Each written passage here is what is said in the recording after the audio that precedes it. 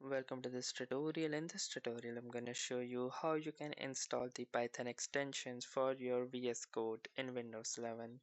So after you have successfully launched your VS Code, you need to click on the extension tab at the left.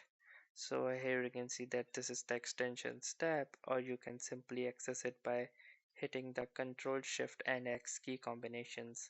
So inside the extensions tab, you need to search for Python.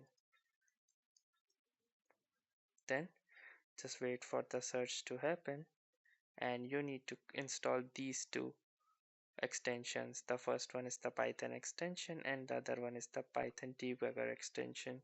So simply click on this install button right here and then do the same for this one as well, and just wait for the installation to happen.